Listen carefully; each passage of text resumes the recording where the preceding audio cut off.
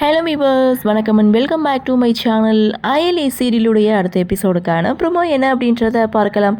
அயலி, சிவா இவங்க 2 பேருக்கும் சப்போர்ட் பண்ணி இந்திராணி உதய பெருமாள் கிட்ட, அதாவது தன்னுடைய சித்தப்பா கிட்ட பேசுகிறாங்க. அவங்க இந்த வீட்டில் இருக்கிற வரைக்கும் சந்தோஷமாக இருக்கட்டும், அவங்க ரொம்ப நல்லவங்க அப்படின்னு சொல்லி உதய பெருமாள் கிட்ட பேசுகிறாங்க. அப்படியே சீனை கட் பண்ணால் இங்கே அயலி வானத்தை பார்த்து நின்று பேசிகிட்டு இருக்காங்க. என்னென்னு பார்த்தா அவங்க அம்மாவுடைய நினைவு நாள் இன்னைக்கு.